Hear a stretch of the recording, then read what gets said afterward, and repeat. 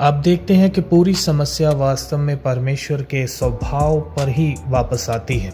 परमेश्वर धर्मी है, परमेश्वर पवित्र है, परमेश्वर अपने गुणों का उल्लंघन नहीं कर सकता।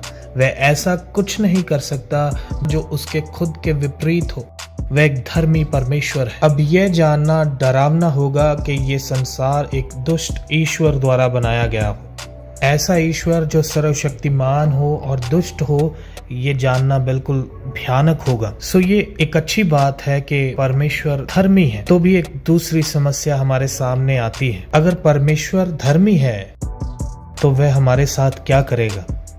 मैं इसके बारे में आपको खोलकर बताता हूँ। कुछ साल पहले मैं यूरोप में था और मैं एक यूनिवर्सिटी में प्रचार करने के लिए गया था और मुझे पता था कि वहाँ का जो भीड़ है वे सब मेरे विरोध में होंगे। उन सभी को यह विचार था कि यह सामाजिक डायनासोर कुछ नियमों आधारित प्रकार के संदेश के साथ आने वाला था और उन्हें बताएगा कि वे सभी पापी हैं। इसलिए जब मैं स्टेज पर गया, मैं सच में बहुत प्रार्थना कर रहा था कि प्रभु कृपया मेरी मदद करे, और मुझे एहसास हुआ कि परमेश्वर ने मुझे बुद्धि दिया। मैंने उस यूनिवर्सिटी के विद्यार्थियों की तरफ, उस भीड़ की तरफ देखा और मैंने उनसे कहा कि आज वचन में से सबसे भयानक सच्चाई आप सबके सामने मैं रखने जा रहा हूँ। और मैं उन्हें बताता रहा और उन्हें चेतावनी देता रहा कि मैं आपके साथ सबसे भयानक सच्चाई साझा करने वाला हूँ जो कोई भी कभी भी परमेश्वर के बारे में जान सकता है। सब विद्यार्थी लोग ये सुनने के लिए बड़े उत्तेजित हो गए थे कि ऐसी कौन सी बात है। मैंने उनकी ओर देखा और मैंने कहा कि यहाँ यह पवित्र शास्त्र का सबसे भयानक सत्य है कि परमेश्वर भला है। अब उसी क्षण वे सब हंसने लगे, फड़फड़ाने लगे और वे सब सोच रहे थे कि क्या समस्या है। उनमें से कुछ की आवाज भी आई, परमेश्वर के भले होने में क्या समस्या है। और मैंने उनको उत्तर दिया कि ये बात जानना बहुत ही भयानक है कि परमेश्वर भला है क्योंकि हम बुरे हैं। तो भला परमेश्वर हम पापियों जैसे लोगों के साथ क्या करता है? हमने परमेश्वर के खिलाफ पाप किया, हमने एक दूसरे के खिलाफ पाप किया, हमने प्रकृति के खिलाफ पाप किया और हमने हर चीज के खिलाफ पाप किया है। सारी सृष्टि हमें दोषी ठहराती है।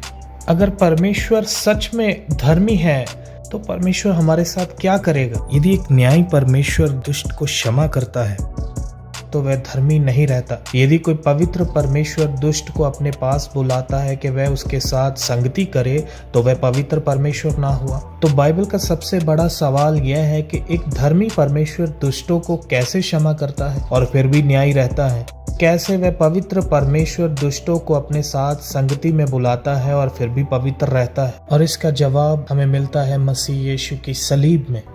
यीशु मसीह के क्रूस में हम परमेश्वर के गुणों की परिपूर्णता के अनोखे प्रकाशन को देखते हैं। परमेश्वर को न्यायी ठहरने के लिए हमें हमारे पापों की सजा देना अवश्य है। परमेश्वर प्रेम है, इसलिए वह परमेश्वर का बेटा बनके मनुष्य के रूप में आया और मनुष्य के रूप में एक संपूर्ण जीवन जीता है। और वह उस सलीब पर चढ़ गया और उस सलीब के ऊपर उसके लोगों का पाप उसके ऊपर लादा गया और सारा परमेश्वर का क्रोध और सारा परमेश्वर का न्याय जिसके हम योग्य थे उसके ऊपर लाद दिया गया।